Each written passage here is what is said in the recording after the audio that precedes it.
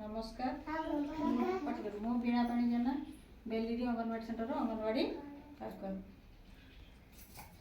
एटा को मास पिला माने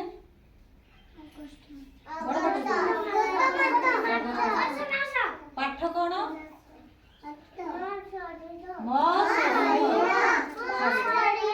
आमे से शरीर विषय रे कहिबा पाळा पकेबनी के एटा मो शरीर लेखा है गोटे झीर आमर चित्र कराई एटी गोटे झीटे अच्छी एटी गोटे पुअर चित्र कराई माने मो शरीर कोठी एटा कोन मुंड एटा कोन कला कला चुट्टी एटा कोन नाक एटा पाटी एटा एटा हाथ एटा छाती एटा कहुणी एटा पेट एटा बेक हला एटा गुड़ जंघ एटा गोड़ एटा पाद एगुडा हला आंठू एटा हला आंठू आमे ई शरीर विषय रे भलो भाबरे पढिबा आमे एटा सब निजे हाथ रे काटिलु एटा कोन दिया छि कहलो सरिसर सब चित्र करा है कि ताको सरिस दिया है एटा कोन कहलो देखि चिनि परछ ना एटा कोन पाद एटा बाहु एटी नाक एटी जीभ एटी पाटी एटी दांत एटी गोड़ हला एटा गोटे देखो सरिसर मनीष करा है एठी गोटे से मो शरीर मनीष करा जायछि हला एठी गोटे पुओ पिला से तम मान को गोटे पुओ पिला तेणु मास 2 अगस्त मास मो शरीर एठी कोन करा है गोटे झीर चित्र करा है कि कागज को सब टुकड़ा टुकड़ा कटा है कि एठी 18 लगा जायछि ना नहीं एठी गोटे हम देखो गोटे कागज रे कट करी कि गोटे चित्र करिछे एठी गोटे झीरटा देखो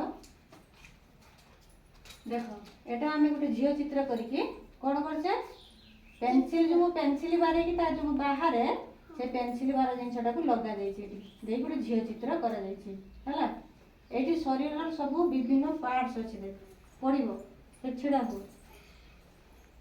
एटा हे शरीर रो सब विभिन्न पार्ट्स देख पड़ला गोटे मनीष ताको सब कटा है कि चित्र उडा को सब लगाइछि आखी मुंड दांत नख कान आंठू गईठी एड़ा सब चित्र करा जायछि तापर हला हमर पांचटा इंद्रिय बुझि पालो कि पांचटा इंद्रिय कोन कोन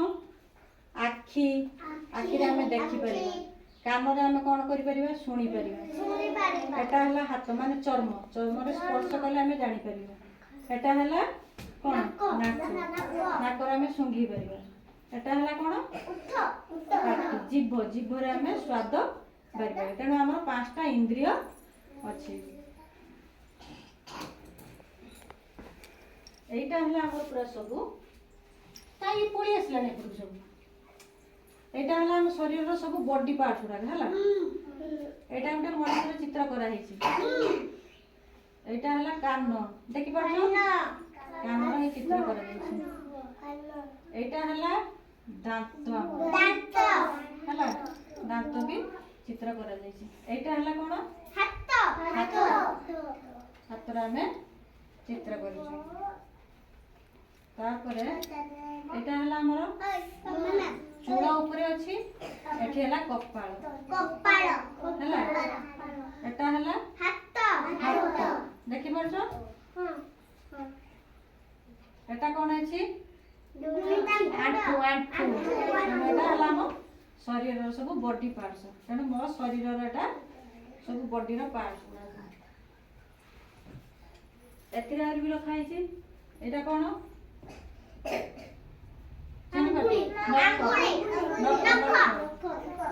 एटा कोन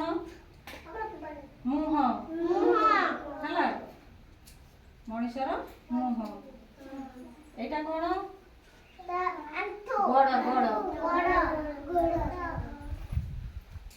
एथिरे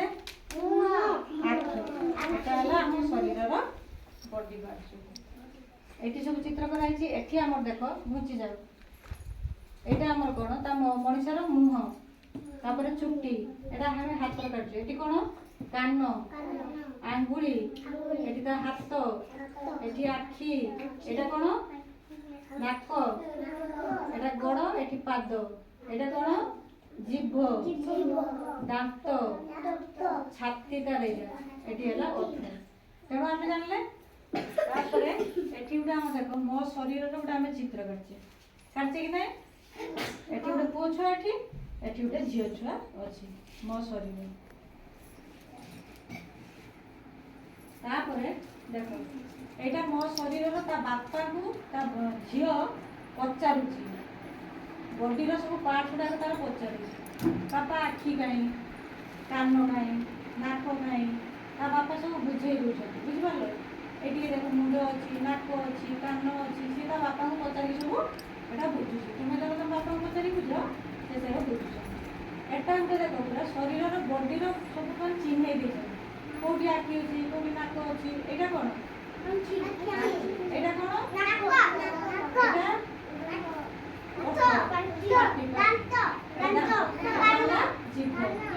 ଏଠି ନଖ, ଏଠି କାନ, ଏଇଟା ଶରୀରର ପୁରା ବଡି ପାର୍ଟଟା। ତାପରେ ଆମର କ'ଣ ରହୁଛି ଗପ। ଏଠି ଶରୀରର ଦେଖ